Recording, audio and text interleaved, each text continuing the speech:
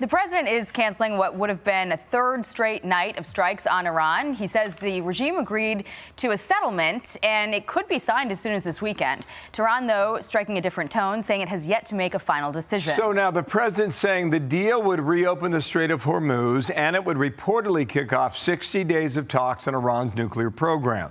Experts caution we've been down this road before. The president says this time it is for real. It will officially open as soon as we sign, which could be soon, very soon, maybe over the weekend. In Europe, I won't be able to be there, but JD will be there, Vice President, and some of the people. Steve Witkoff did a great job. Jared. Why are you so convinced that this time is different? Because they've taken a pounding. They've taken a pounding like very few people could take. And they want to make the deal a lot more than I do. And we could have had it done the other way, I guess, but it would have taken longer. Alexandria Hoff is live at the White House. Good morning, Alex.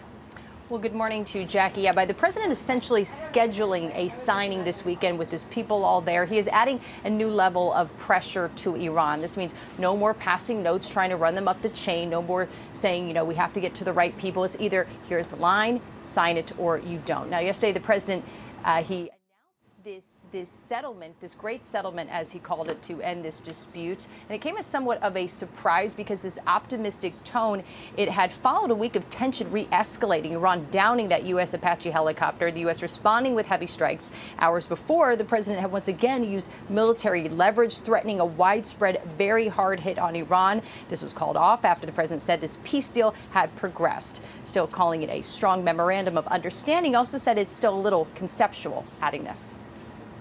It's a very detailed memorandum of understanding, also agreed to by many other countries that have great influence over them, and everybody wants it done.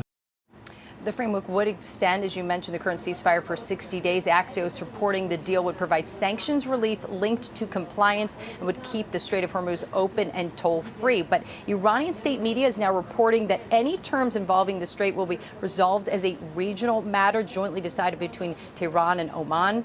President Trump has consistently said Oman will not be involved in this. So clearly there is still some sorting out in these final terms. Through all of this, though, the military reality remains because just a few hours after the president was projecting positivity, the U.S. forces shot down 2 Iranian attack drones that U.S. officials say were trying to attack vessels, commercial vessels in the Strait of Hormuz. Jackie. All right, we'll keep watching it. Alex Hoff, thank you. So I want to bring in Dan Hoffman, talk about this. And Dan, good day to you. I sense some skepticism just talking to you earlier. Let's show viewers the framework that's been talked about. Open the Strait of Hormuz, number one. Open immediately, actually, without tolls. The ceasefire goes for about 60 days, and you negotiate over the nuclear program. Do you see evidence that Iran is ready to negotiate? Well, Bill, I think if past is prologue, then we're looking at another Yogi Berra deja vu all over again scenario. There are 3 components of U.S. leverage over Iran. The highest priority, I think, for Iran to deal with, it's our military strikes. They're causing massive damage to Iran's weapons of mass destruction, not to mention decapitating their leadership. Then you've got sanctions and the blockade, which are of concern, but lesser concern to the Iranians. What we've seen so far is the United States has launched some strikes since the ceasefire in early April, but we've also threatened to launch massive strikes. And then when the Iranians offer to negotiate, albeit with very hard-line terms, we back off, we hold off, and then we negotiate until it's clear that Iran isn't serious about the negotiations and we get back to the threats again. So the question is whether this time is any different. I'm quite sure that President Trump is pulsing the intelligence community, Director of CIA Ratcliffe, engaging with CIA sensitive sources to determine what's really going on in Tehran. If you listen to their foreign ministry, they are making maximalist demands that I think would not be agreeable to the Trump administration. Okay, a couple things here. I want to play Jack Keane, first of all, on dealing with Iran. It's tricky, right? He said this a bit earlier today. Watch here. Going forward here, the administration is clear-eyed in who they're dealing with here. They know these guys lie, and they know they cheat. And listen, what Iran wants here is they want to get money so that they can recover their regime. And believe me, no matter what they sign as a final deal, at some point, they will do everything they can to reverse it. That is who they are, and that is predictable. Negotiators know that, so what we have to bake into the deal is the prevention of their ability to reverse a deal. I think that last part is the most important part. How do you bake into the deal the prevention of Tehran's ability to reverse something that we had assumed was agreed upon? Well, one way we could have done it was when we had our boots on their throats back in early April. We went to the ceasefire route. There were many who argued that we should have just simply finished the job and led to regime change, real regime change, rather than the current regime we have in power, these IRGC hardliners whom we all agree we can't trust. We have to be careful about not giving up any of the leverage we have. We can't give Iran any sanctions relief or stop the blockade, or I believe stop the threat of military strikes, unless we get exactly what we want with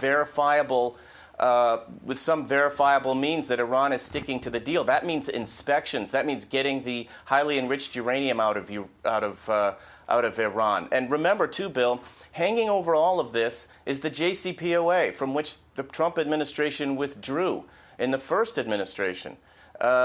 We need to get a better deal. Okay. For all the blood and treasure we've spilled. We need to be getting a better deal than that. Okay, well, one last thing. Here's the Iranian Foreign Affairs Ministry spokesperson. Said the state of the negotiations has been clear to us from the outset, and a substantial portion of the text had already been finalized. However, the Americans kept changing their positions. There are a number of reports out of Iran citing state media that I think, in summary, Dan, I don't know if you agree with this, is they're saying we have not given a commitment thus far in this deal. What's hard to know, Dan, is whether that's truly the case or whether or not that's for public consumption for the people of Iran. Well, I think it's probably the real case, Bill. Look, we've got a few days before the vice president might be traveling to Europe to sign some sort of a memorandum of understanding. I could promise you Iran is going to negotiate up to the very last minute. Days, hours, minutes are an eternity in the Middle East, especially for Iran when it comes to negotiations. Okay. And there are reports that 4 C-17 U.S. Air Force jets already took off for Europe, left yesterday. We'll see whether or not that amounts to anything, or whether that's like what breadcrumbs on the trail, we'll call it. Dan, nice to see you. Have a great Friday. Dan Hoffman, thank you. You too. All right. Be sure to like and subscribe for all the Fox News latest on YouTube, and catch full shows streaming now on Fox One.